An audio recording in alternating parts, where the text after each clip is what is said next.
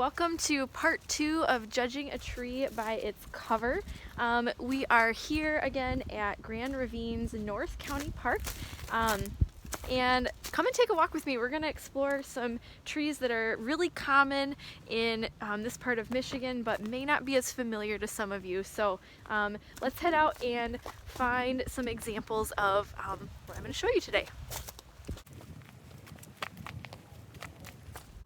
Okay, so the first tree that I want to talk to you about this week is the sassafras tree. And if you live in the Grand Rapids area like I do, you are at the almost the northernmost limit of its range. If you go much further north in Grand Rapids, you're not going to see a lot of sassafras. It starts to kind of dwindle a little bit. But as far as identifying it from the bark or the buds, something that you can look at, this is the little tree that I'm looking at right here, this little one. These trees don't grow straight, so they have trunks that are very twisty and kind of bend a lot as they're growing up. So this is a young one, but you can just see that the trunk is just very bendy. So look for that.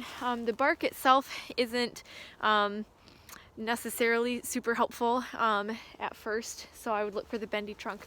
And then also you want to look for the branch tips if you can see them. So the tips of these branches here where the buds are, they curve upward. So I don't know if you can tell that where these branches are curving upward at the end, where a lot of branches from other trees are going to just be straight. So that's a really good identifying characteristic for the sassafras tree. So, one other thing is that if you scratch the bark off of the branch tip a little bit, I'm not going to take my glove off because it's cold right now, but if you take your finger and just scratch the bark off of the end of the branch, then you're going to get an aromatic scent that kind of smells lemony. So there's your sassafras. Alright, so this next tree I want to show you is called musselwood or American hornbeam, and it's so named musselwood because of the smooth, ripply bark. So you can see these ripples that look kind of muscular, I guess, for a tree. But this tree is typically more of an understory tree. It doesn't get super large. But again, even at a small size, these ripples on the bark are very, very distinctive. And the ironwood tree, which I'm going to show you next, is similar. Usually occurs right next to the musselwood.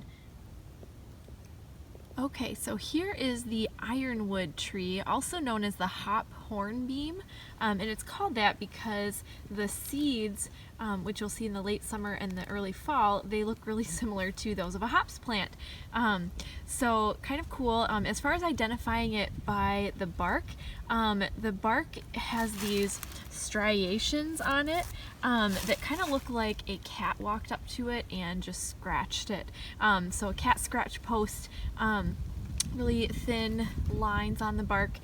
This is a pretty large tree for an ironwood. They don't usually get much bigger than this. And generally, again, you're going to find them in the same habitat area as the musselwood because they are both in the same family of trees, the birch family. Okay, so this is the ironwood. Alright, so the last tree that I'm going to point out to you today is called the shagbark hickory, and it's right behind me here. Hickories are very popular both for the beautiful wood that they produce, but also for their seed, or nut in this case, which is edible and very delicious. But the shagbark hickory is very aptly named because its bark peels off in these large plates, and it just looks really shaggy. Okay, it's a shaggy tree, so all the way up the bark. So super different from the maples, the oaks, the other trees that you'll commonly see in the forest with the hickory.